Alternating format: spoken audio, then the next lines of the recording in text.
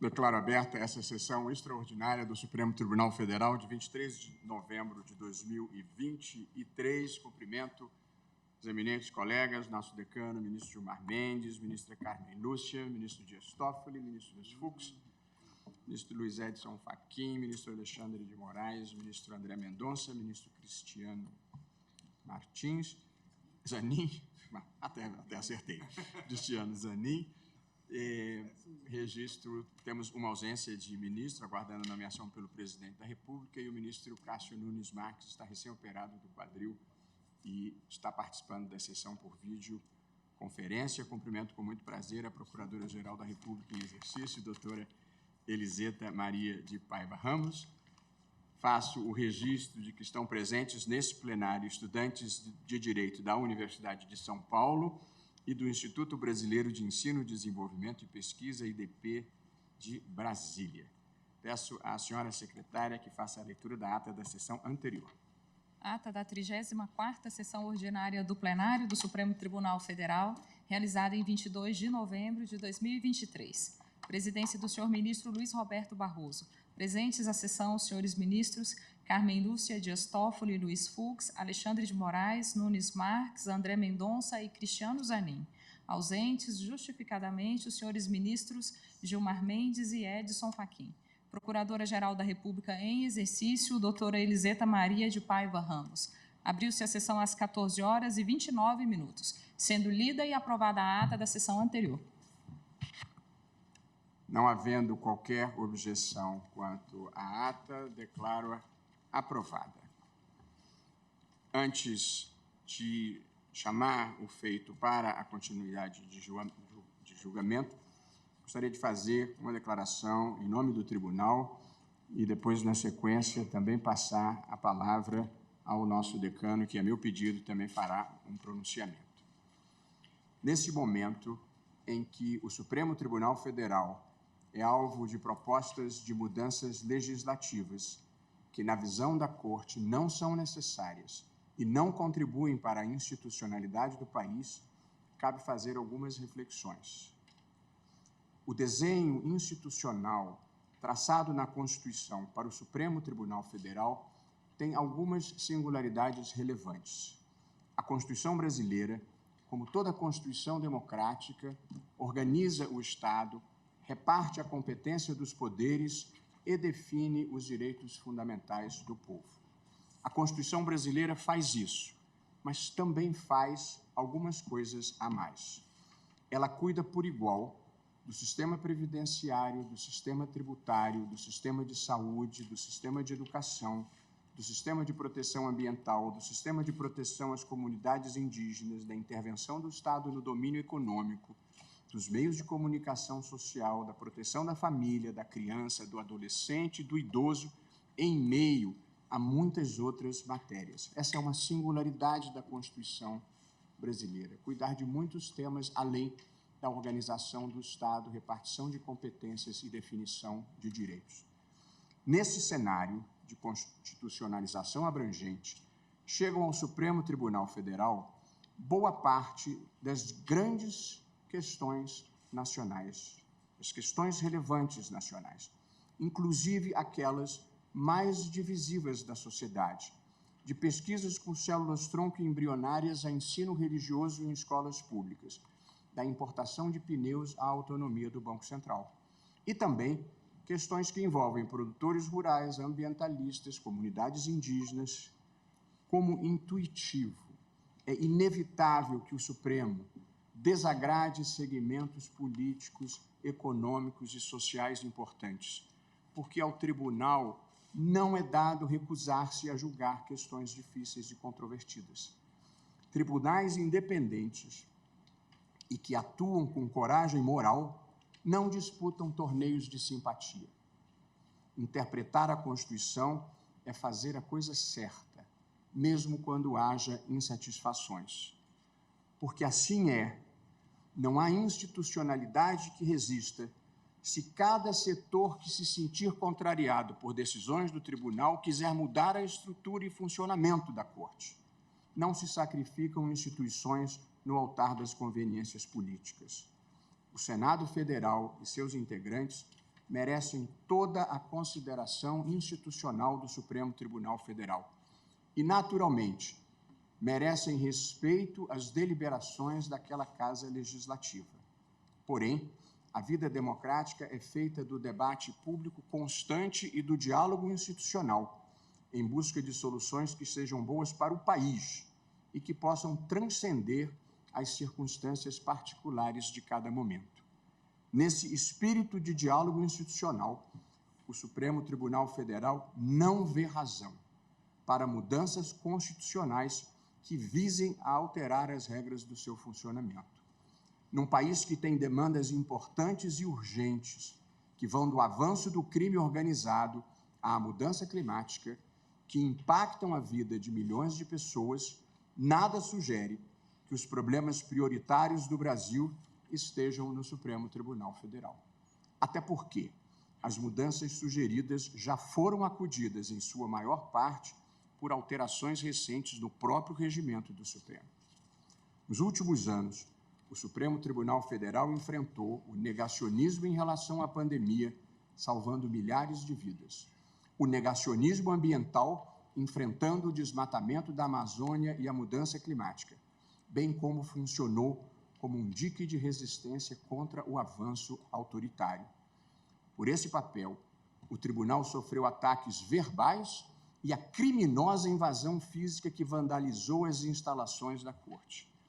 Após esses ataques verbais e físicos, o tribunal vê com preocupação avanços legislativos sobre a sua atuação.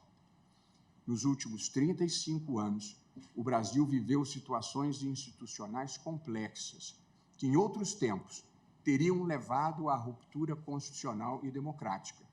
Crises econômicas, inflação descontrolada, escândalos de corrupção e 2 impeachments.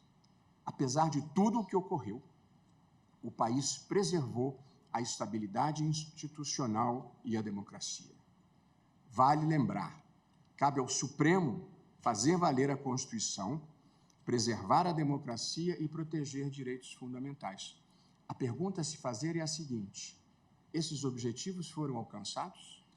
A resposta é definitivamente sim. Isso significa que o Supremo Tribunal Federal cumpriu o seu papel e serviu bem ao país. Não há por que alterar o que vem funcionando bem.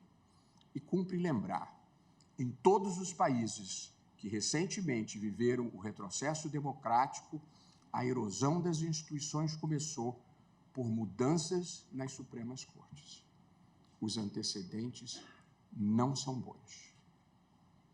Passo a palavra ao decano do Supremo Tribunal Federal, ministro Gilmar Mendes. Senhor presidente, ministro Luiz Roberto Barroso, senhora ministra Carmen Lúcia, senhores ministros do Supremo Tribunal Federal, senhora procuradora-geral substituta, senhores advogados aqui presentes. Na data de ontem, presidente, 22 de novembro de 2023, o Senado Federal aprovou por quórum ligeiramente acima do imposto pela Constituição a PEC 8/2021. Trata-se da ressurreição de um cadáver outrora enterrado, eis que o seu teor é mera reprodução de proposta de emenda à Constituição que já havia sido rejeitada pelo Parlamento em 2020, PEC 82 de 2019. Originalmente, a PEC 8 de 2021 possuía, dentre outros pontos, o escopo de estipular prazos para pedidos de vista e para a conclusão do julgamento, proibir decisões monocráticas em ações do controle concentrado e contra atos do Presidente da República, do Congresso Nacional, do Senado Federal e da Câmara dos Deputados. Aumentar o quórum necessário para a tomada de decisões que interfiram na tramitação de proposições legislativas que afetem políticas públicas ou criem despesas para quaisquer dos poderes. É importante ressaltar, presidente, que os diálogos institucionais, como Vossa Excelência vem de fazer agora, em qualquer Estado de Direito, são sempre bem-vindos e fazem parte da democracia, desde que permeados por atitudes ponderadas e sóbrias, estando nessa hipótese amparados em procedimentos advindos da teoria dos poderes implícitos, dos checks and balances. Com efeito, a jurisprudência desta Suprema Corte, em relação aos atos praticados pelo Poder Legislativo, matéria claramente interna corporis, acolhe a fórmula da separação de poderes, tradicionalmente citando-a de forma expressa como vetor de concretização do sistema constitucional de freios e contrapesos, com deferência à própria independência e relevância do Poder Legislativo. Mesmo quando isso não ocorre, por questão de economia de sentido, a menção à separação dos poderes encontra-se implícita na norma do caso, formulada pela decisão da Corte, a servir ainda como paradigma a ser observado por deliberações jurisdicionais futuras. A mesma postura deve ser igualmente observada de forma inversa, a impedir que parlamento pretenda imiscuir-se nas normas de organização de procedimento decisório e julgamento do Supremo Tribunal Federal. E isto também vale para as demais cortes, uma vez que a independência judicial é o fundamento básico do Estado de Direito. Pontuo que a separação de poderes é cláusula pétrea, como todos nós sabemos. Artigo 60, parágrafo 4º, 3 da Constituição. E não pode ser objeto de emenda constitucional que busque aviltá-la. Tantas vezes já repetimos isso. Sob pena de clara violação do pressuposto básico do exercício de um dos poderes da República. Vale dizer, atenta contra a Constituição qualquer atitude do Poder Legislativo que vulnere o postulado da separação de poderes em assintoso menoscabo às atribuições essenciais do Poder Judiciário, entre as quais se encontra o controle de constitucionalidade. O Poder Judiciário livre, independente e ciente do seu papel institucional é pressuposto para o adequado adimplemento dos objetivos da República, para fiel cumprimento dos postulados em que se fundam o Estado Democrático de Direito e para o devido respeito à cláusula constitucional de separação dos poderes, que tem uma envergadura e uma fonte de ação amplíssima, inclusive no que concerne ao Judiciário, é o lastro da ideia da independência do Poder Judiciário e dos juízes. É relevante vaticinar, mesmo na atual conjuntura histórica do nosso país, como já o fazia o nosso sempre decano, o ministro Celso de Mello, que esta Corte Suprema, atenta à sua alta responsabilidade institucional, não transigirá nem renunciará ao desempenho isento e impessoal da jurisdição, fazendo sempre prevalecer os valores fundantes da ordem democrática e prestando incondicional reverência ao primado da Constituição, ao império das leis e à superioridade ético-jurídica das ideias que informam e animam o espírito da República. Pois, continuava Celso, sem juízos independentes não há cidadãos livres, sendo inquestionável que inexiste na história das sociedades políticas qualquer registro de um povo que, despojado de um judiciário independente, tenha conseguido preservar os seus direitos e conservar a sua própria liberdade. O fato é que este Supremo Tribunal Federal, sempre atento às suas responsabilidades institucionais e ao contexto que o cerca, está preparado, não tenho a menor dúvida, para enfrentar, uma vez mais, e caso necessário, as investidas desmedidas e inconstitucionais, agora, eventualmente, provenientes do Poder Legislativo. Lembro aos ministros, recados da rua chegam a todos nós, dando conta de que o projeto de emenda aprovado é mal menor, tendo sido endereçado a esta Casa agora como forma de impedir possíveis reformas ainda mais drásticas ao funcionamento da Corte, ou mesmo a instauração de processos de impeachment contra membros deste tribunal.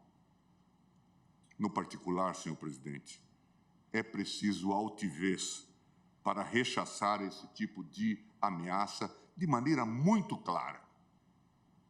Esta Casa não é composta por covardes. Esta Casa não é composta por medrosos. Cumpre dizê-lo com a serenidade, mas com firmeza, e com o desassombro que esse tipo de investida exige de todos nós, membros desta Casa multicentenária. Este Supremo Tribunal Federal não admite intimidações. De resto, cabe lembrar, eu já fiz isso várias vezes e nós já tivemos a oportunidade de fazê-lo, a estes propagadores do caos institucional que os processos de responsabilidade dos ministros desta Corte hão de estar submetidos ao crivo judicial garantidor do devido processo legal, impedindo que acusações mambembes turvem a independência judicial, cânone inafastável do Estado democrático de direito. Não se brinca de impeachment. Isto é uma medida séria e é preciso ser tratada por gente séria. Ainda, é desnecessário dizer que, ao realizar essa forma de controle, este tribunal certamente não estará inovando em sua atuação jurisdicional, pois foi esse mesmo proceder que, num resgate da boa política, afastou do cenário institucional a ameaça a inúmeros agentes públicos representados por tantos falsos heróis como aqueles que compuseram a chamada República de Curitiba. Quanto ao seu conteúdo, a PEC 8 de 2021, aprovada na data de ontem, não possui, em absoluto, como Vossa Excelência acaba de dizer, presidente, qualquer justificativa plausível, notadamente em face das alterações regimentais realizadas por este tribunal. Emenda Regimental 58 de 2022, a demonstrar a ausência de qualquer vácuo normativo que a legitime. Assim, é forçoso reconhecer que tal tentativa de alteração constitucional interfere direta e incisivamente no ato de julgamento, na validade e na eficácia das decisões do Poder Judiciário, em especial deste Supremo Tribunal Federal. Com o devido respeito, chega a ser curioso, quiçá irônico, que após os bons serviços prestados por esta Suprema Corte, no decorrer dos últimos anos, diria, anos heróicos, difíceis. Vejo aqui ao meu lado o ministro Toffoli, que teve a clarividência de instaurar o inquérito inicialmente chamado das fake news em 2019.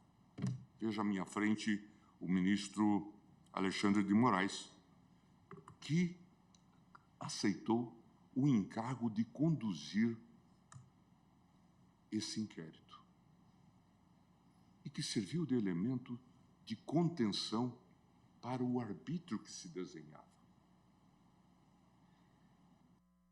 Como todos nós sabemos e havemos de reconhecer. E, no entanto, agora se descobre que o grande problema do Brasil é o Supremo Tribunal Federal. Que a grande ameaça à democracia é o Supremo Tribunal Federal.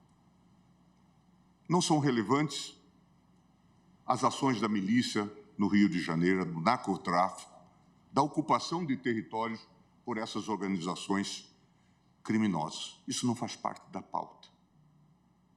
As ameaças que vieram de setores das Forças Armadas contra este tribunal e contra a democracia não merecem resposta. Até agora continuam elegíveis os militares, nenhuma solução nesse sentido. Policiais continuam a fazer carreira, se elegem e depois voltam para a força. Nenhuma resposta em relação a temas que são urgentes para a democracia. O problema é o Supremo Tribunal Federal e as suas liminares. Estranha prioridade. Merece ser vistas com desconfiança. Por isso que eu digo, com o devido respeito, chega a ser curioso, quiçá irônico, que após os bons serviços prestados por essa Suprema Corte no decorrer dos últimos anos, às vezes isso também tem sido esquecido, quase isolado. Às vezes, num trabalho solipsista, como nós vivemos aqui.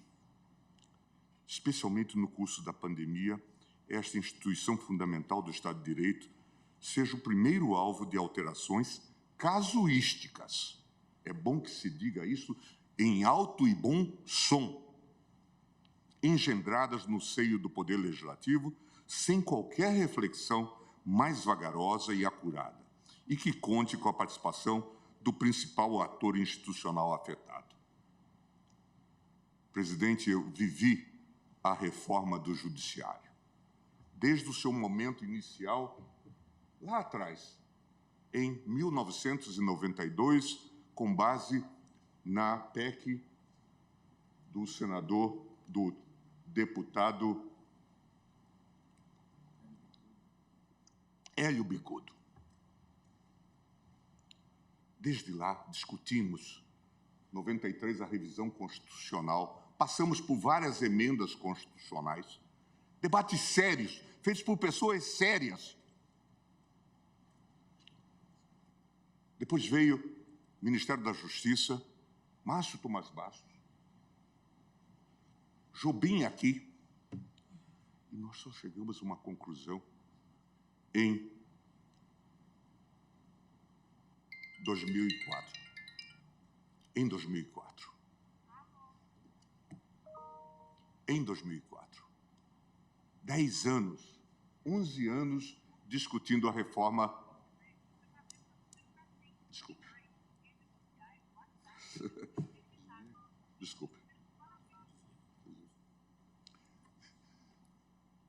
Debate sério, feito de maneira séria. Esses dias, eu escutei de alguém que, nesse contexto da reforma, ministro Fux, se dizia que talvez se pudesse inserir, vejam os senhores, a que ponto nós chegamos, um critério para ser ministro do Supremo Tribunal Federal. Qual seria? Ter 55 anos. Cogitavam seriamente disso, porque com isso eliminariam pelo menos 2 dos 3 candidatos que estavam colocados. Veja o tamanho do casuísmo. E viabilizariam outros candidatos. É preciso ter seriedade. Não se pode brincar de fazer emenda constitucional, porque senão a gente acaba como aquele reformador da natureza, a figura do Monteiro Lobato, que descobre que não poderia colocar as abóboras nas jabuticabeiras. É preciso que nós tenhamos essa noção, que nós calcemos a sandália da humildade. Por isso eu digo e repito, com o devido respeito, chega a ser curioso, quiçá irônico, que após os bons serviços prestados por essa Suprema Corte no decorrer dos últimos anos, especialmente no curso da pandemia, esta instituição fundamental do Estado de Direito seja o primeiro alvo de alterações casuísticas engendradas no seio do Poder Legislativo, sem qualquer reflexão mais vagarosa e acurada que poderia ter tido a participação da Corte. e que conte com a participação do principal ator institucional afetado. O trabalho desenvolvido por este tribunal não só foi fundamental para o enfrentamento da pandemia, como foi e continua sendo de importância singular para o enfrentamento do autoritarismo, motivos pelos quais certamente desagradou muitos atores que sobrevivem em meio ao caos. Nesse sentido, causa perplexidade que o texto aprovado pelo Senado tenha sido cirúrgico ao proibir decisões monocráticas no curso de ações que questionem políticas públicas, como casos que ocorreram, facilitação de acesso a armas de fogo pela população ou desmonte de políticas ambientais. Foram as liminares que foram concedidas naquele momento. Mas não tenha previsto idêntica vedação para ações constitucionais que são usualmente manejadas no interesse de agentes políticos investigados em procedimentos criminais. Ainda bem que não se lembraram de impedir concessão de liminar em habeas corpus.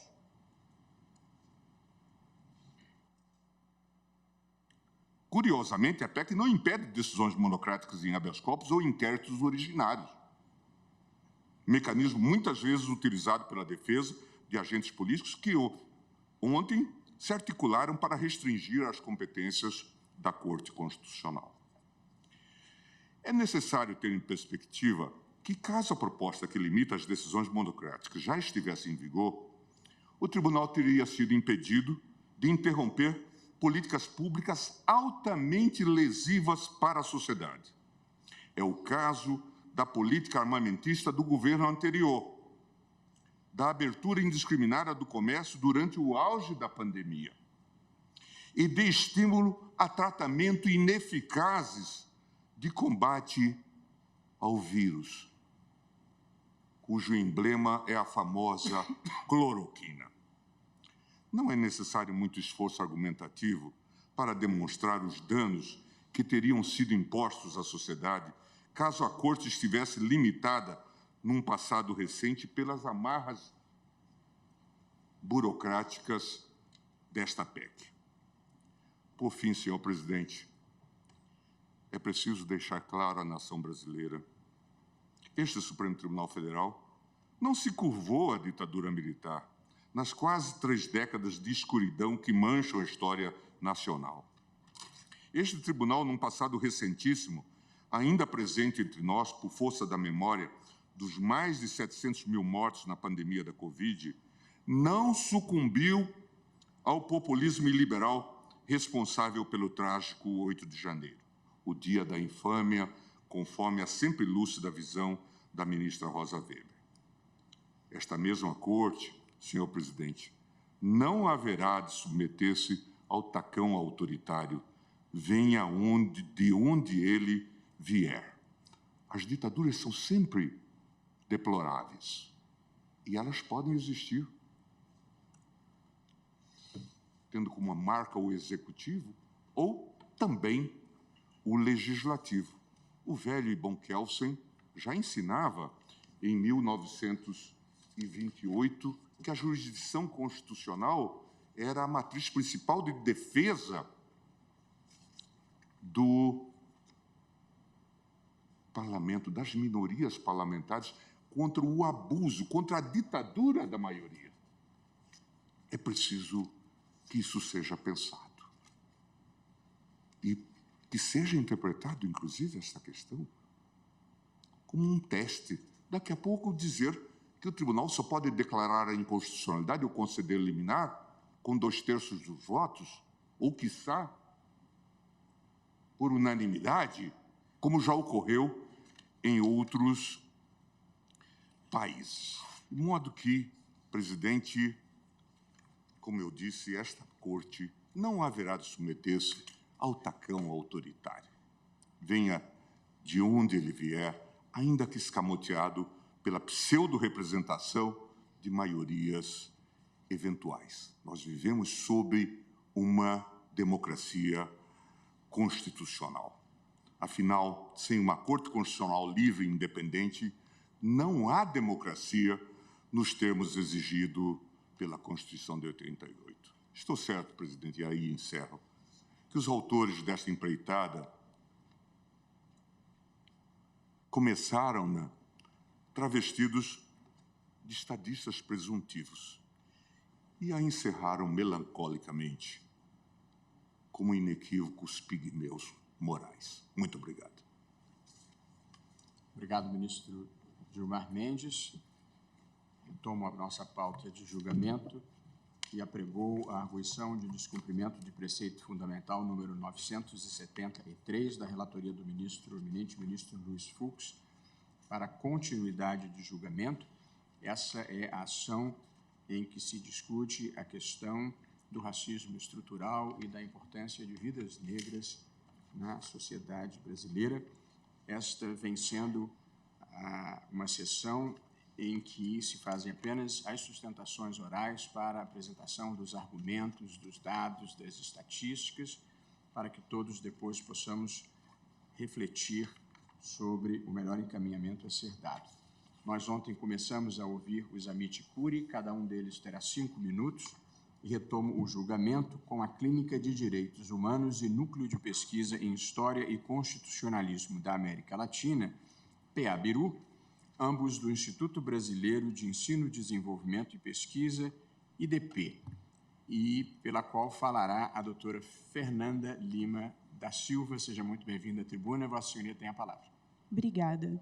Excelentíssimo ministro Luiz Roberto Barroso, presidente deste Supremo Tribunal Federal, excelentíssimo senhor relator, ministro Luiz Fux, excelentíssima ministra Carmen Lúcia, em nome de quem saúdo os demais excelentíssimos ministros desta Corte, excelentíssima representante da Procuradoria-Geral da República, prezadas e prezados colegas aqui presentes.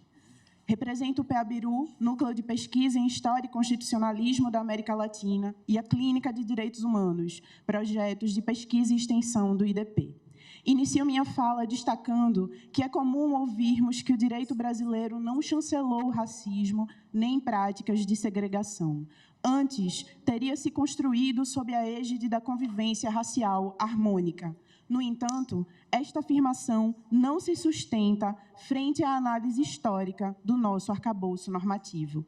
Como apontado pela professora Dora Bertúlio, o direito brasileiro incorporou os estereótipos racistas, negou cidadania à população negra, ao menos desde a Constituição de 1824, e promoveu mecanismos de contenção da liberdade negra.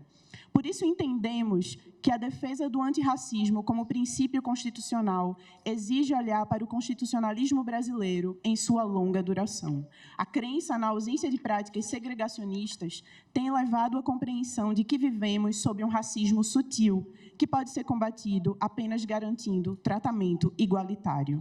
Nesse sentido, mobilizar o conceito de racismo estrutural sem ter em vista como o direito brasileiro se construiu acaba por torná-lo um conceito amorfo, sem potencialidade política ou jurídica para combate às práticas racistas das instituições, como destaca a professora Isis Conceição.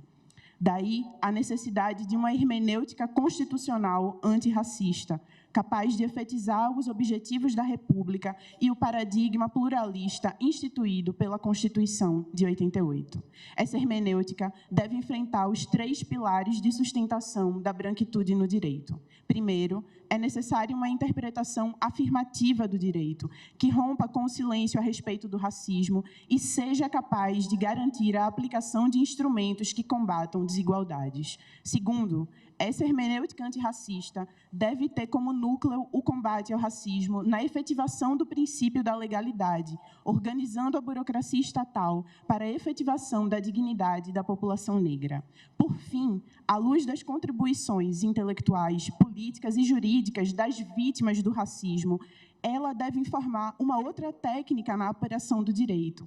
Deve informar um conteúdo semântico dos direitos atravessado pela experiência daqueles que foram e são excluídos da identidade constitucional brasileira. O reconhecimento do estado de coisas inconstitucional fundado no racismo não é uma inovação discricionária, mas um percurso de jurisdição constitucional que tem reconstruído, via interpretativa, o papel do direito para um projeto de sociedade mais justa. Trata-se, aliás, de um percurso já iniciado por esta Corte, como demonstram os precedentes das ADPF 186 e 347. Destaco a ADPF 186, entendendo que, por ter reconhecido a materialidade do racismo enquanto produtor de desigualdade e pautado uma aplicação afirmativa do direito, ela pode ser lida como indutora de uma nova hermenêutica constitucional.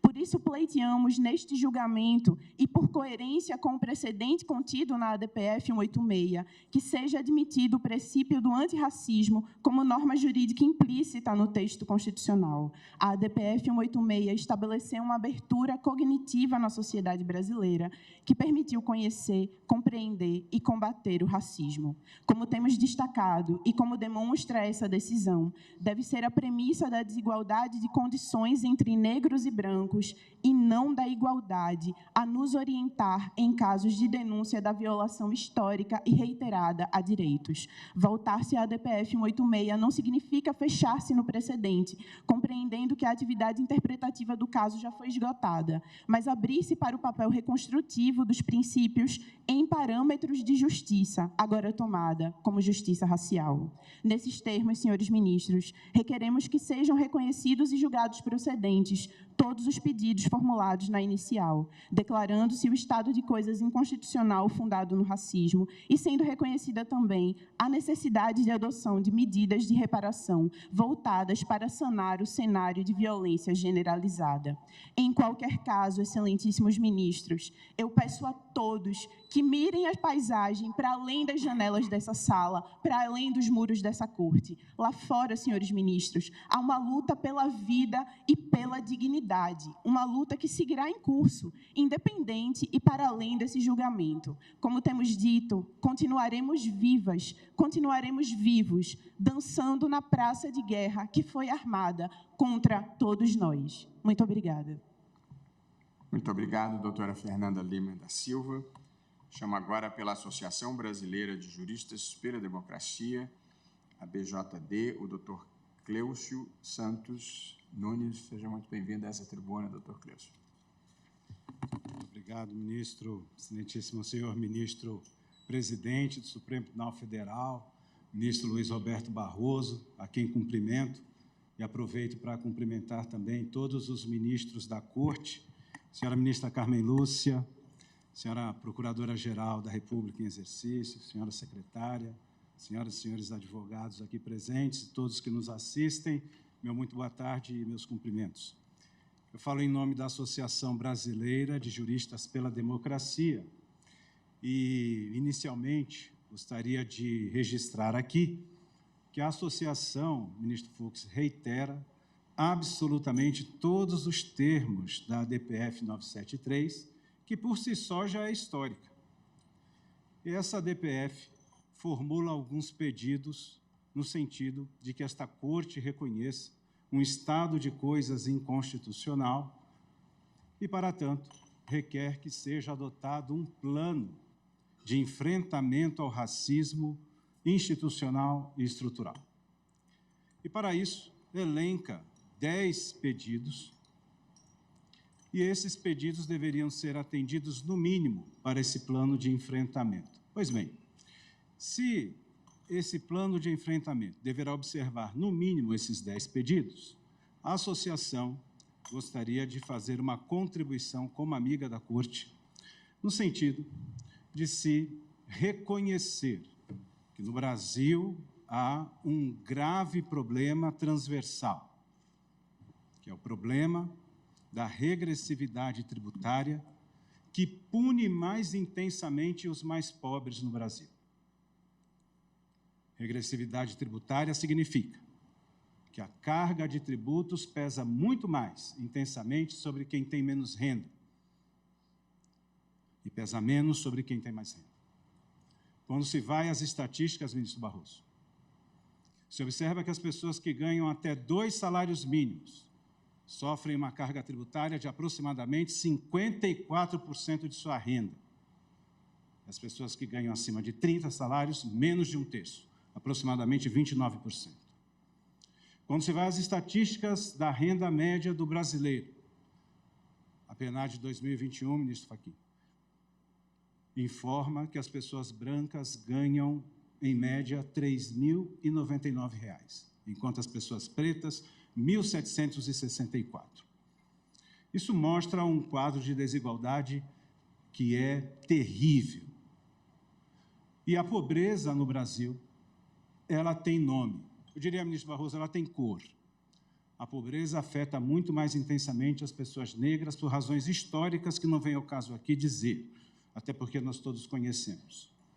Então, a contribuição que a associação gostaria de dar nesta DPF é para que, no Plano Nacional de Enfrentamento ao Racismo, se observe também esse estado de coisas inconstitucional que assola a população negra, que é exatamente o peso da tributação sobre o consumo, sobre quem tem mais renda, quem tem menos renda. Isso é flagrantemente inconstitucional. Eu sei que a reforma tributária tenta de alguma forma trazer algum alento, como, por exemplo, a devolução dos tributos sobre o consumo para as pessoas mais pobres. Mas é necessário se fazer um recorte racial, porque dentre os mais pobres, os negros são mais pobres ainda. Então, portanto, excelências, a nossa contribuição é nesse sentido. Gostaria de registrar também que esta ação é uma ação de cunho histórico e, mais do que isso, ministra Carmen, dizer que regressividade tributária não tributa. Regressividade tributária pune quem é mais pobre. E é por isso que é necessário se observar aqui nesta Corte esse estado de coisas inconstitucional também. E dizer que, nesse plano nacional, também não se deve ter em conta apenas esse aspecto, esse recorte tributário, mas também essa ação, me parece que ela tem um conteúdo, um sentido de reparação histórica, como, por exemplo, a implementação de medidas de incentivos creditícios para a população, para a população negra e mais pobre, para a aquisição da casa própria, para utensílios do trabalho e por aí, e assim por diante. Portanto, excelências, essa contribuição que nós gostaríamos de dar, dizer ainda a vossas excelências que essa DPF ela tem uma importância histórica. Acredito que o Supremo Tribunal Federal do país está fazendo história na medida em que este julgamento se inicia neste ano de 2023. Agradecer imensamente a oportunidade e desejar às vossas excelências um excelente julgamento. Muito obrigado. Muito obrigado, doutor Cleucio Santos Nunes, que faz uma sustentação com foco no impacto racial da questão tributária brasileira. Muito obrigado pela contribuição de Vossa Senhoria. Convido agora a ocupar a tribuna pelo Conselho Federal da Ordem dos Advogados do Brasil, que também figura como amicus curiae, a doutora Silvia Virgínia Silva de Souza. Muito bem-vinda. Muito obrigada, senhor presidente.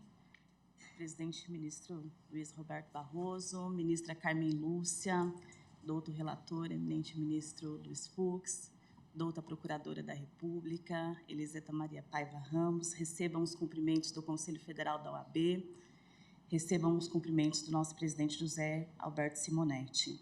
Peço licença, presidente, para fazer uma saudação à nossa ancestralidade, aos homens e mulheres negras, crianças negras que no curso da história tombaram, sacrificados pelos verdugos do Estado e seus cúmplices. O Conselho Federal da OAB vem a essa tribuna provocado pela Coalizão Negra por Direitos, a fim de trazer suas contribuições e que, nesta ação, ao fim e ao cabo, trata das nossas vidas e das nossas mortes. E uso o pronome nossa porque me incluo enquanto indivíduo, enquanto sujeito, enquanto mulher negra, sou atingida diretamente pelo racismo. Eis aqui, senhor presidente, senhor relator, o julgamento da expressão, de certa forma, da expressão máxima da soberania do Estado em ditar quem pode viver e quem deve morrer, assim como nos ensina Atílio Mbembe, na sua obra sobre necropolítica. As mazelas que acometem a sociedade brasileira, a comunidade negra brasileira, foram vastamente explicitadas nessa tribuna e nos autos dessa ação. Foram demonstrados aqui que na sociedade brasileira, que o Estado brasileiro se engendrou e se estruturou de forma a sistematicamente fomentar e ampliar a exclusão das pessoas negras, de modo que não há que se falar na indicação de ato específico para demonstrar aqui os preceitos lesados. Eis que o Estado brasileiro, há mais de um século, produz normativas que, por ação ou omissão, negligenciam os direitos básicos da população negra. E, à luz do que está positivado no Código de Processo Civil, no artigo 374 e 375, nós estamos diante de fato notório que não prescinde prova, não necessita comprovação. Os estudos da Dora Lúcia Bertulho, como citado pela minha colega que me antecedeu no livro Direito e Relações Raciais no Brasil, empreendeu grande esforço para analisar a legislação brasileira desde o período do Brasil Império e que demonstra de forma cabal que o direito no Brasil serviu como instrumento de operacionalização da opressão racial sob a mítica da democracia racial e da neutralidade jurídica. De modo que, além de estarmos também diante de fato notório, é importante lembrarmos que o Estado brasileiro veio a essa tribuna na tarde de ontem, por meio da AGU, e reconheceu a sua responsabilidade pelas mazelas vivenciadas pela população negra decorrentes do racismo estrutural. Assim, compreendo que nós estamos também diante da confissão do Estado brasileiro e não vejo outro caminho para essa ação, senão a sua integral procedência.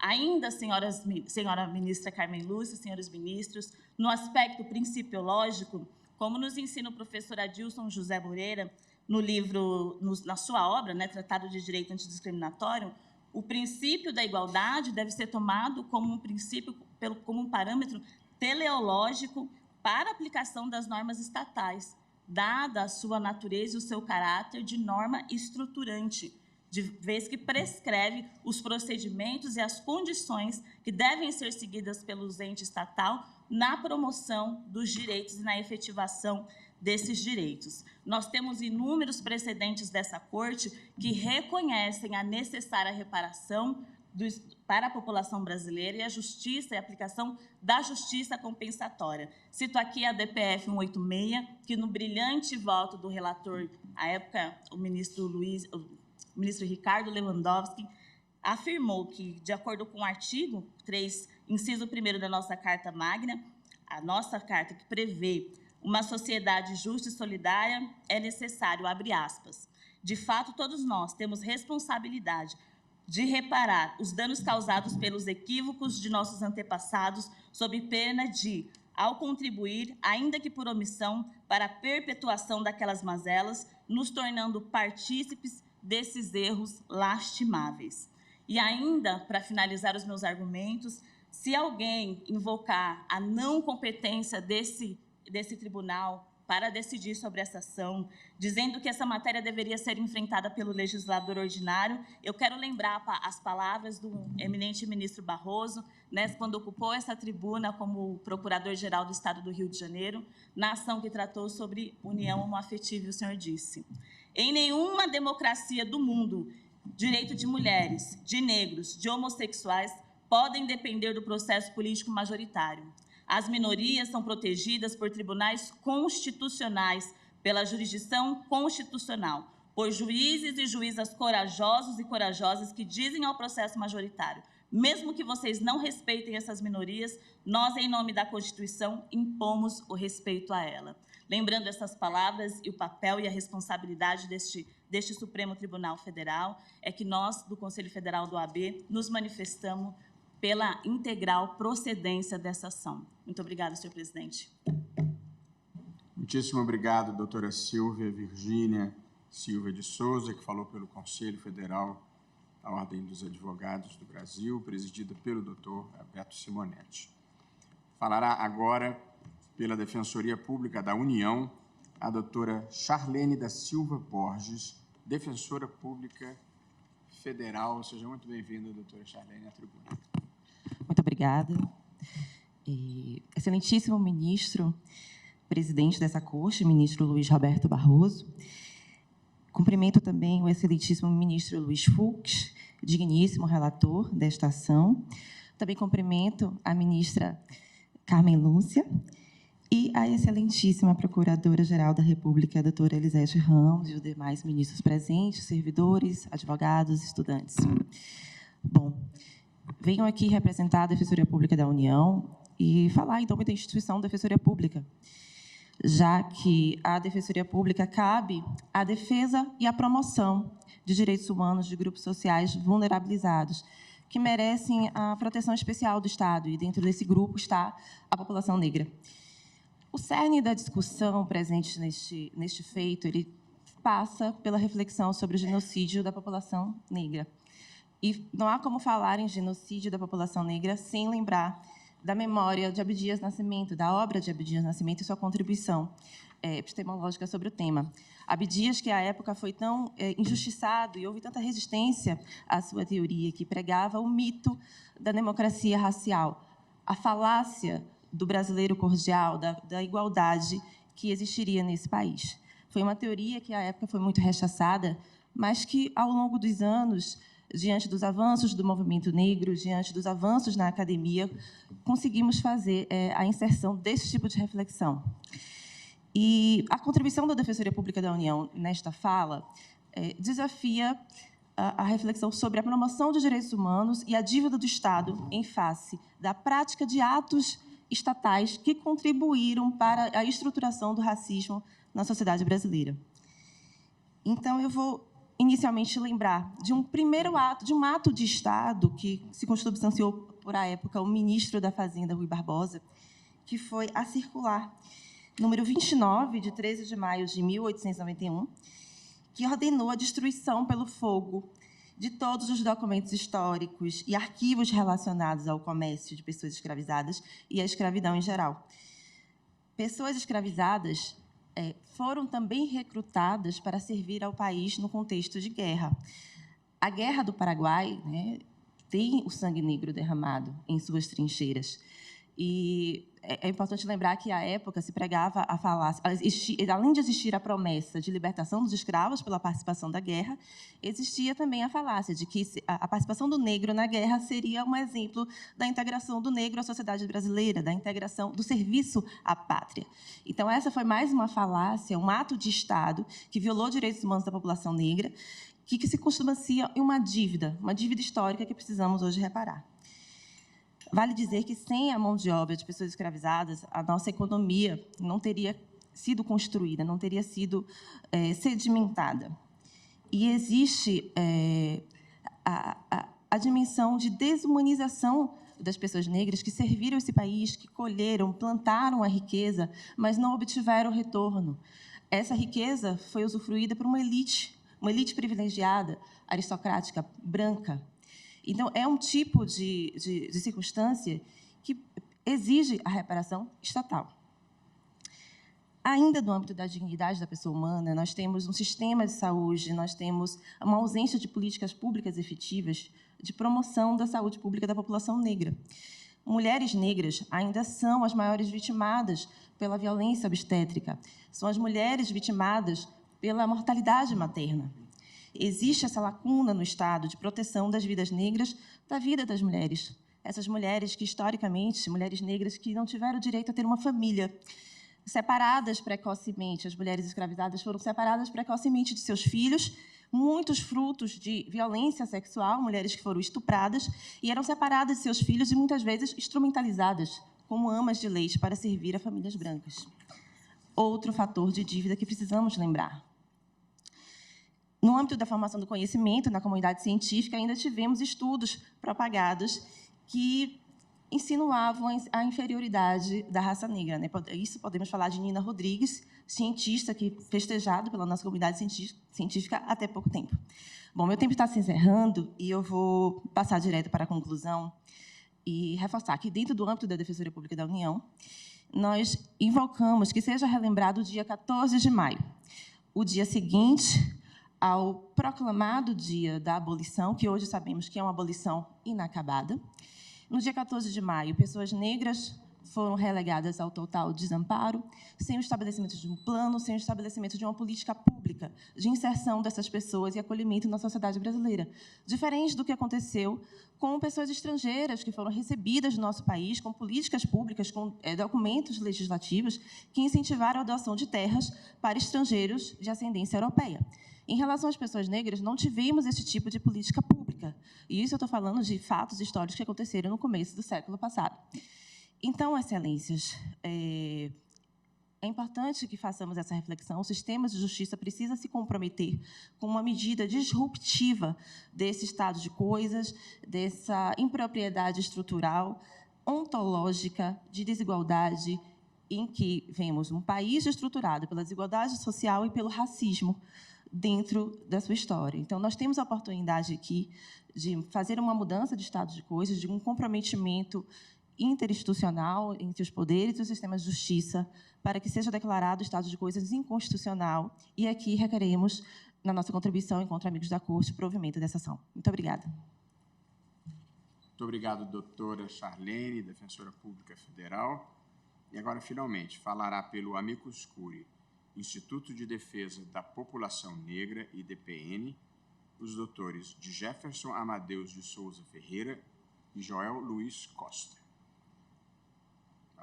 A senhora tem a palavra. Boa tarde, excelências. Cumprimentando o excelentíssimo ministro Luiz Roberto Barroso, ministro Luiz Fux e ministra Carmen Lúcia, estendo minhas homenagens a todas essas pessoas que se fazem aqui presentes. Excelências, no momento que comparece perante a vós este advogado negro que aqui vos fala, devo confessar que nesse momento, que é um dos mais importantes da história do Supremo Tribunal Federal, eu jamais poderia vir aqui sozinho. Aqui do meu lado esquerdo, muito próximo ao meu coração, carrego comigo, neste momento, nesta tribuna, o nome de todas as crianças que tiveram suas vidas interrompidas pelo Estado brasileiro. Cada tira dessas, excelências, representa o nome de uma criança que teve o seu sonho de viver interrompido. E o faço porque hoje essas pessoas se farão presentes na eternidade do Supremo Tribunal Federal. A forma como nós tratamos os mortos diz muito sobre eles, mas, sobretudo, sobre a gente. Diz-me como o seu país trata os mortos, que direi o tipo de democracia que o seu país tem. Racismo estrutural, excelências, significa a punição das pessoas negras pelo fato de simplesmente existirem enquanto pessoas negras. O que significa dizer que uma criança negra, antes mesmo de nascer, já nasce condenada, sabe por qual crime? Existir. Esta DPF tem o objetivo de desconstruir isso. Afinal de contas, nós cansamos de gritar presente. Eu quero gritar vivo. O povo preto vive e vira professor, ministro ou doutor. Viva João Pedro Matos, advogado e defensor. Obrigado, excelências.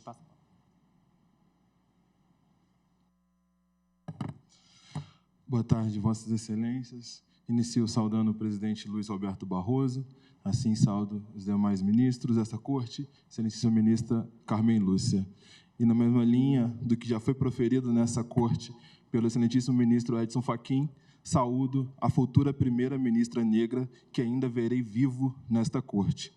Peço licença, vossas senhorias, para ler a minha sustentação, pois o que para muitos aqui apenas será apresentado, números e dados frios, para mim, enquanto homem negro, favelado e oriundo da classe trabalhadora brasileira, esses dados são minas terrestres, minas que eu consegui driblar e sei que dificilmente falarei disso sem me emocionar pelos que não tiveram a mesma sorte do que nós. É muito difícil, excelências, a experiência de ser um corpo negro matável em cada esquina desse país. Na verdade, é assustador, é desesperador e é cruel. sobretudo para nós, homens negros, que temos filhos meninos negros. A gente se assusta com a possibilidade de que eles vivam a mesma violência e crueldade que nós experimentamos. Violência policial não é um experimento democrático nesse país. É um estado de coisas inconstitucional, o que corpos como o nosso experimentam pelas ruas desse estado. E essa corte já tem se debruçado sobre isso no âmbito do Rio de Janeiro, nos termos da DPF 635, a DPF das favelas. A Rede de Observatórios da Segurança apresentou nas últimas semanas dados da letalidade policial contra a comunidade negra em 8 capitais desse país. Já foi levantado nessa tribuna como nossas mães sofrem ao enterrar os seus filhos. Complemento o que já foi falado, que informando e reforçando que a letalidade do Estado brasileiro contra a comunidade negra tem gênero. O Brasil precisa reconhecer que o corpo negro masculino é o ser matável deste país, pelo Estado ou pelo cidadão, que reconhece o desinteresse ou, quiçá, o interesse do Estado brasileiro na nossa morte. A cada 4 horas, a polícia da Bahia mata um homem negro. Somos 95% das vítimas dessa polícia. A cada 8 horas, a polícia do meu Rio de Janeiro mata um homem negro. Nós somos 87% das vítimas da polícia do Estado do Rio de Janeiro. A taxa de homicídio contra homens negros é 4 vezes maior do que contra homens brancos, ministro Fux. No ponto mais distante do gráfico de mortes violentas entre esses dois grupos, homens negros chegam a ter uma taxa de mortalidade de 166 mortes por 100 mil habitantes, enquanto para homens brancos esse número fica em 39 mortes por 100 mil habitantes. No campo das mortes violentas intencionais separadas por gênero, homens negros são 93% dos mortos. Em 2020, 12 mil homens negros foram mortos por armas de fogo nas capitais deste país, enquanto 2.500 homens brancos foram mortos por arma de fogo nas capitais desse país. Concluo falando, e com isso reafirmo, que essa realidade, excelentíssima ministra Carmen, não cabe no conceito de democracia que me fora ensinada na faculdade. Por fim, concluo falando de meninos negros e evasão escolar. Quase metade dos homens negros não concluíram o ensino médio. 80% das pessoas presas no Brasil não concluíram o ensino médio. E esses dados se cruzam. Homens negros são a maioria da clientela do sistema prisional brasileiro. Dos 10 milhões de jovens que deixaram de frequentar a escola, 71 são meninos pretos e pardos. São 7 milhões de jovens que não terão a oportunidade de romper o ciclo da pobreza, da miséria, que irão trabalhar em condições precárias, vulneráveis e se distanciar do mercado de trabalho formal, senhor presidente, e se aproximar da violência urbana dos guetos e periferias. Uma das razões disso é a violência racial das escolas. E tenho certeza que todo menino negro deste país já foi dormir sem nunca mais querer ter pisado na escola que frequentava, simplesmente por não mais querer ou não mais conseguir lidar com a violência desse espaço, que deveria ser um espaço de cuidado e acolhimento, e para mim é um espaço de violência. E o Estado brasileiro segue sem construir políticas públicas robustas e efetivas para enfrentar a evasão escolar de meninos negros, mas segue exigindo que esses meninos virem homens com a mesma percepção de mundo dos homens diplomados. Por fim, reafirmo que nos regam com balas e esperam que de nós, homens negros, nasçam flores, o que é um tanto quanto impensável. Nós não somos homens, nós somos homens negros. E enquanto esse país não nos humanizar, o Brasil vai ter um grande passado pela frente, como disse Milô Fernandes. O Instituto de Defesa da População Negra reitera os pedidos e espera a totalidade do que foi apresentado na DPF 973. Muito obrigado, doutor Joel Luiz Costa, que enfatiza o drama da evasão escolar, sobretudo no ensino médio no Brasil.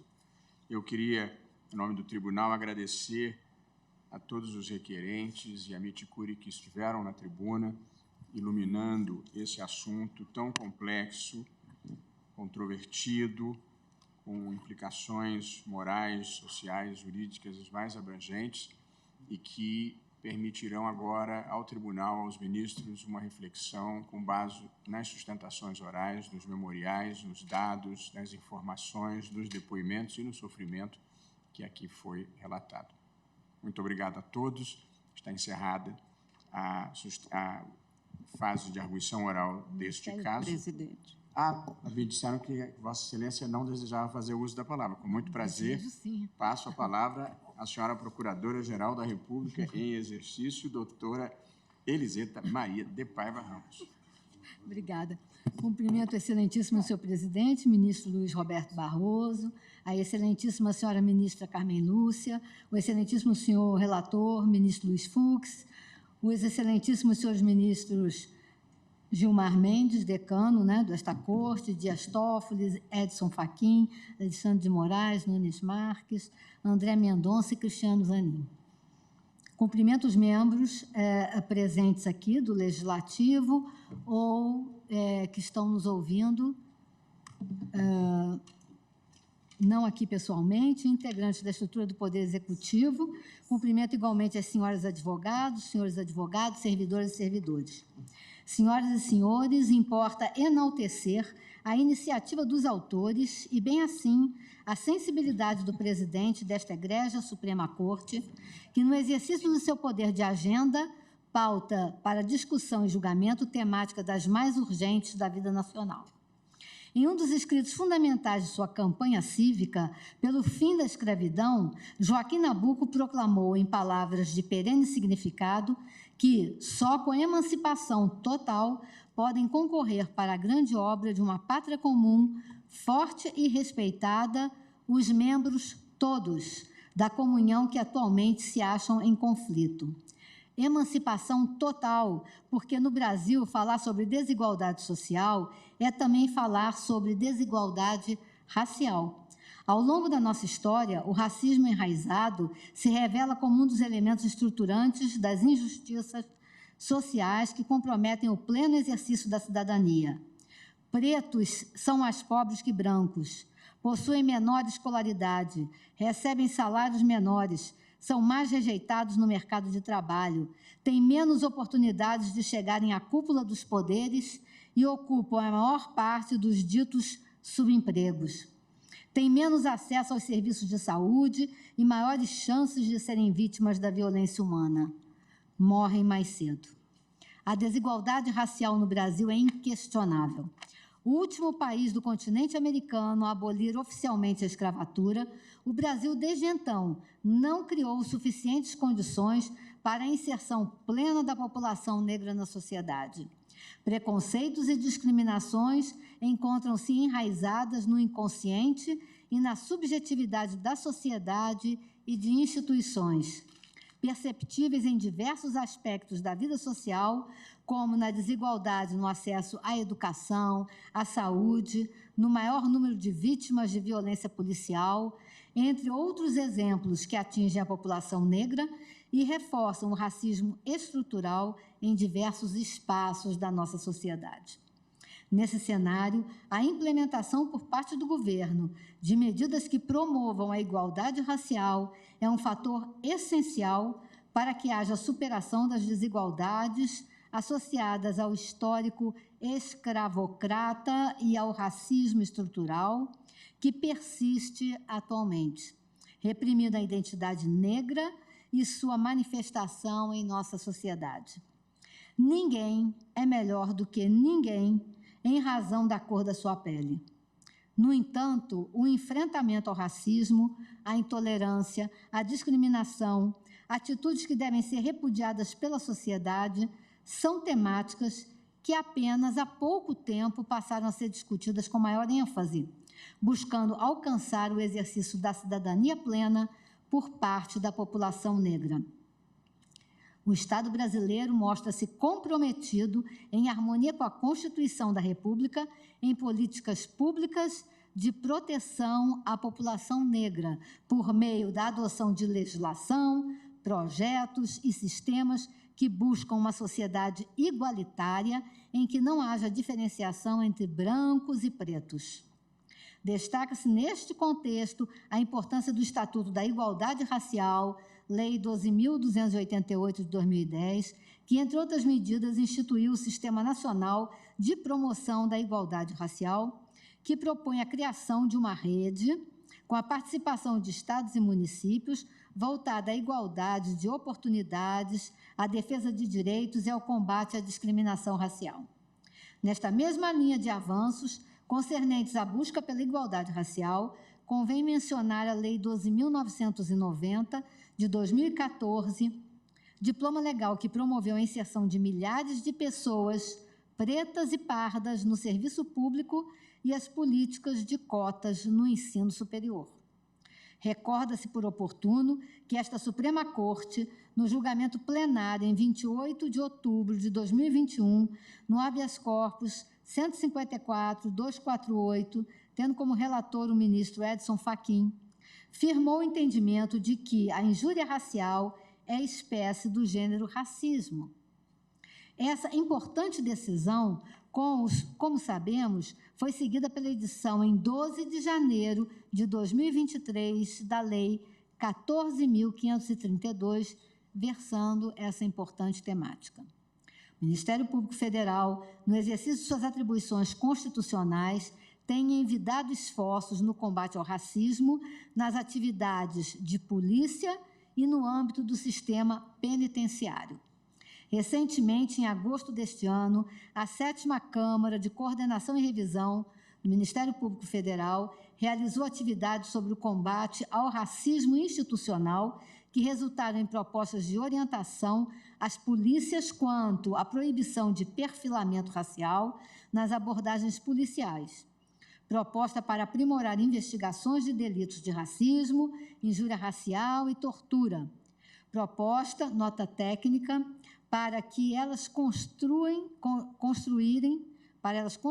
e manterem protocolos e rotinas de coleta, armazenamento e disponibilidade de dados sobre ações policiais e indicadores que favoreçam a transparência e a prestação de contas. Além disso, também foram propostas diretrizes voltadas para a equidade étnico-racial na composição das carreiras de servidores, nos cargos de chefia e na relação com o público no desempenho de suas ações, para manter fóruns permanentes de monitoramento e reflexão sobre mudanças necessárias em procedimentos organizacionais para construir uma segurança pública antirracista, com participação social e orientação sobre coleta e tratamento de dados sobre mortos em ocorrências policiais, investigações de responsabilidade, treinamento policial e protocolos de operação. A luta pela igualdade racial nos convida a reconhecer que a cor da pele não deve determinar o valor do indivíduo. É nosso dever, enquanto Ministério Público, promover a igualdade de oportunidades para todos os cidadãos, independentemente de sua origem étnica.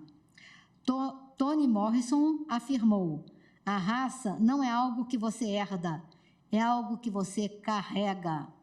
O Ministério Público, como instituição, trabalha incansavelmente para garantir que a voz dos negros seja ouvida, que seus direitos sejam respeitados e que a discriminação racial seja erradicada de uma vez por todas. O esforço conjunto das instituições brasileiras deve ser o de sair do campo das palavras vagas, promessas mentirosas, declarações inofensivas. Ações afirmativas contínuas na busca do fortalecimento das políticas públicas voltadas para a proteção e promoção da igualdade racial e para a valorização da cultura da população negra são necessárias e vêm sendo objeto de preocupação também do atual governo, do Ministério dos Direitos Humanos e da Cidadania e do Ministério da Igualdade Racial, conforme ontem foi ressaltado aqui no plenário desta Corte pela Advocacia Geral da União. Assim, no dia 20 de novembro de 2023, Dia da Consciência Negra, foi lançado um pacote de medidas para combater a desigualdade racial, o que revela a concentração de esforços dos órgãos do governo federal.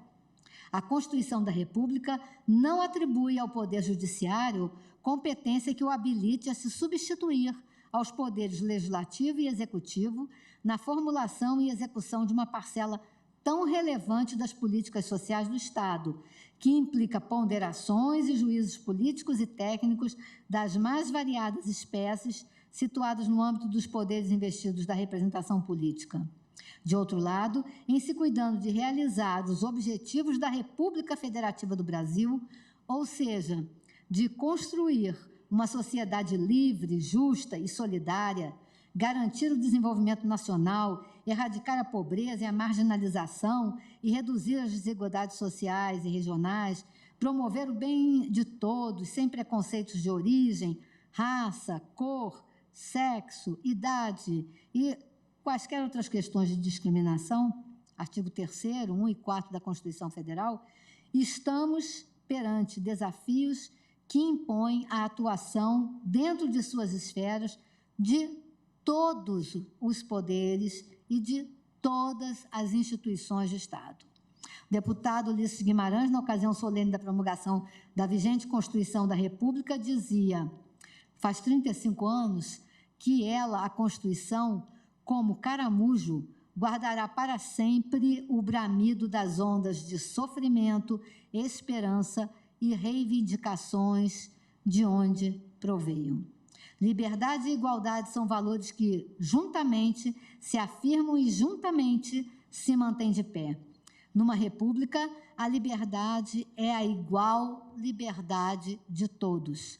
Avançar no cumprimento dos objetivos fundamentais da república, combatendo lacunas e suprimindo omissões, é avançar na igualdade e na qualidade da liberdade e dignidade dos cidadãos. Não se requer muito esforço para reconhecer o quadro de omissão constitucional, omissão que habilita a atuação desta Corte Suprema para determinar, no âmbito de exercício legítimo de sua jurisdição constitucional, a elaboração e a implementação pelas autoridades competentes do Plano Nacional de Enfrentamento ao Racismo Institucional e a política de morte à população negra.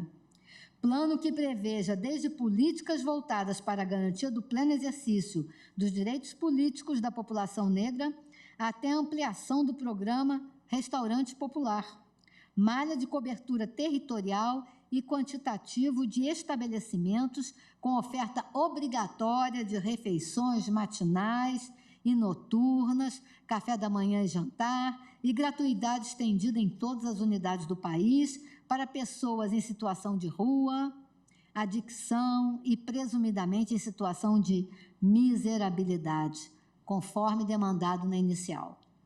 Ante o exposto e nos termos enunciados, a Procuradoria-Geral da República manifesta-se legitimamente, por lei e de coração, pela procedência do pedido.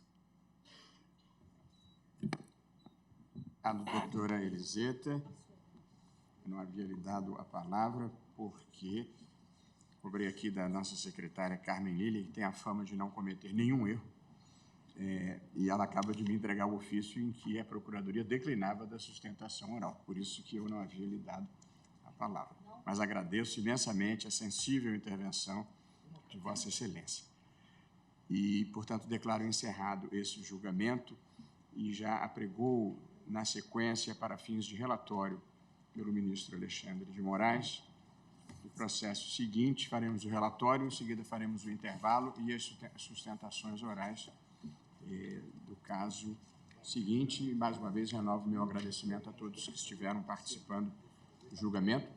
Para quem não esteja familiarizado, nós temos adotado, em alguns casos, uma nova formatação em que, após as sustentações orais, não se segue o julgamento, mas sim uma fase de reflexão interna da Corte para repautarmos com a brevidade possível. Muito obrigado a todos. Chama a julgamento a ação direta de inconstitucionalidade 7.066, procedente do Distrito Federal, da relatoria do ministro Alexandre de Moraes. Requerente é a Associação Brasileira da Indústria de Máquinas e Equipamentos, a ABMAC, com a presença de diversos amite curi, deferidos pelo eminente relator. Esta é uma questão que está associada às ODS 10, redução das desigualdades, e ODS 17, parcerias e meios de implementação, relembrando que ODS são os Objetivos de Desenvolvimento Sustentável do Milênio, aprovados pela ONU como metas a serem realizadas pelos diferentes países nas diferentes instâncias institucionais. Passo, então, a palavra ao ministro Alexandre, relembrando aqui o que se passou. O julgamento foi iniciado em sessão virtual e o processo havia sido destacado pela ministra Rosa Weber, que, no entanto, retirou o pedido de destaque, de modo que começamos o julgamento do zero com o relatório de Vossa Excelência. Obrigado, presidente. Perdão, ministro Alexandre, a secretária me alerta que estamos, na verdade, julgando 3 ações com o mesmo objeto. Então, apregou 7066 e também as ações diretas 7070 e 7078. Com a palavra, Vossa Excelência. Boa tarde, presidente. Cumprimento Vossa Excelência, ministro Luiz Roberto Barroso. Cumprimento nossa decana, ministra Carmen Lúcia. Cumprimento os eminentes colegas. Cumprimento a doutora Eliseta, Procuradora-Geral da República interina. Presidente, antes de começar, não poderia deixar de parabenizar a fala de Vossa Excelência e do nosso decano, ministro Gilmar Mendes, pela defesa da Constituição, do Poder Judiciário e, mais do que isso, são falas em defesa do Estado Democrático de Direito. A discussão de ideias, o aprimoramento das instituições são importantes instrumentos da democracia, mas não, isso foi ressaltado tanto por Vossa Excelência quanto pelo ministro Gilmar, mas não quando escondem insinuações, intimidações e ataques à independência do Poder Judiciário, e principalmente à independência desse Supremo Tribunal Federal. Presidente, Vossa Excelência recordou a atuação do Supremo Tribunal Federal durante a pandemia, a defesa da vida, a defesa da saúde, a defesa da vacinação, várias decisões urgentes durante a pandemia foram dadas por medidas liminares dos relatores. A necessidade urgente de medidas liminares depois referendadas imediatamente pelo colegiado. E isso salvou inúmeras vidas durante a pandemia. Nosso decano também lembrou a defesa da democracia no dia 8 de janeiro, também onde houve necessidade de decisões liminares, referendadas sempre pelo plenário do Supremo Tribunal Federal. E, presidente, também não poderia deixar de concordar com o nosso decano de que essa corte não se compõe de covardes nem de medrosos. A Constituição garantiu a independência do Poder Judiciário, proibindo qualquer alteração constitucional que desrespeite essa independência e desrespeite a separação de poderes.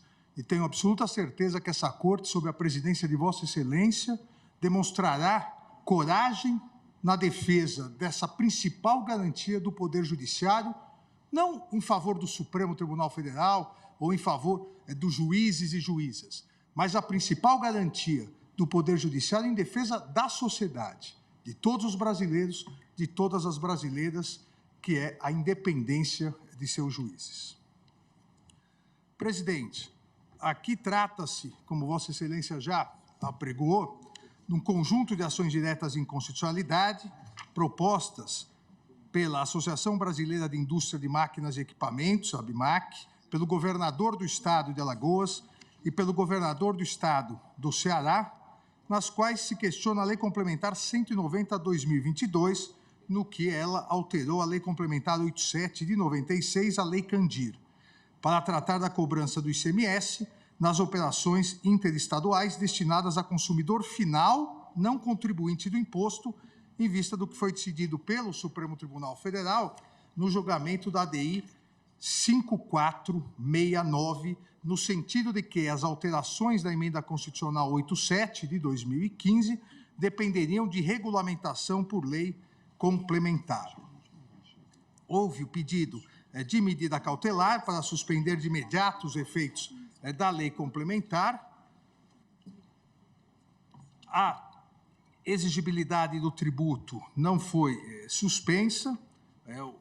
Em cada uma das ações houve, por parte de vários amicicuri, o pedido para que pudessem trazer melhores argumentos à Corte, invocando, inclusive, o entendimento firmado pelo Tribunal Pleno de que as leis instituidoras da exação, como é o caso, passariam a produzir efeitos imediatamente, e essa é uma das discussões, após a publicação da lei complementar, contendo as normas gerais do diferencial de alíquota do ICMS, não havendo, uns defendem isso, como o governador do Estado na DI 7078, e outros defendem que há espaço, como os demais autores, não havendo ou havendo espaço para invocação da anterioridade nonagesimal e anual. A Presidência da República prestou informações defendendo a legislação. Quanto ao mérito, afirmou que o princípio da anterioridade não se aplicaria à Lei Complementar 190/2022 e alega que o prazo de 90 dias para a vigência da lei, isso previsto na lei, teria o objetivo da adaptação tecnológica dos contribuintes, uma vez que o tributo já existia. A Advocacia Geral da União manifestou-se favoravelmente à pretensão deduzida na DI 7066 e contrariamente aos pedidos formulados nas 7070 e 7078, sob o fundamento de que a Emenda Constitucional 87 teria criado uma nova relação jurídica tributária entre o remetente de bens ou serviços e o Estado de destinação das operações. A Procuradoria-Geral da República também se manifestou, opinando pelo não conhecimento da ADI 7066, apontando a legitimidade da requerente, e, no mérito, concluiu que a nova relação jurídico-tributária entre o remetente e o Estado de destinação da operação ou prestação interestadual, criada pela Emenda 87 de 2015 e materializada pela Lei Complementar 190/2022, equivaleria à própria instituição do tributo, o que atrairia a observância das regras da anterioridade, tanto do exercício quanto nonagesimal. Deferia a participação de diversos, como disse, amici-curi, iniciado o julgamento no ambiente virtual, sessão virtual de 23 a 30 de setembro de 2022, apresentaram votos apresentados até que a ministra Rosa Weber, na verdade, pediu vista ao eminente ministro Dias Toffoli, devolveu a vista em sessão subsequente de 9 a 16 de dezembro do ano passado. A nossa eminente ministra e ex-presidente Rosa Weber fez o destaque do caso e Vossa Excelência disse retirou o destaque. É o relatório, presidente. Muito obrigado, ministro Alexandre de Moraes, que acaba de realizar o relatório. De fato, a ministra Rosa Weber retirou o destaque. Aproveito para lembrar, não a memória, porque ela continua muito viva, mas apenas registrar o nosso carinho e a nossa saudade pela presença da ministra Rosa Weber aqui entre nós, no nosso plenário, por muitos anos, nos iluminou e alegrou com a sua presença luminosa.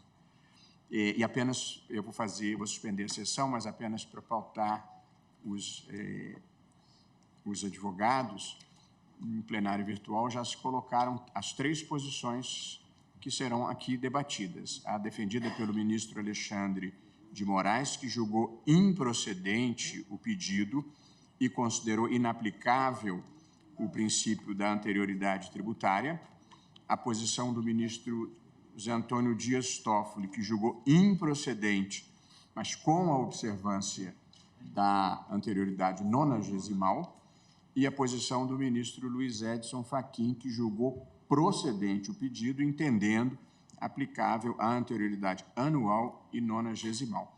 Portanto, essas são as 3 teses postas na mesa sobre as quais o tribunal gostaria de ouvir os ilustres advogados assim que retornarmos do intervalo.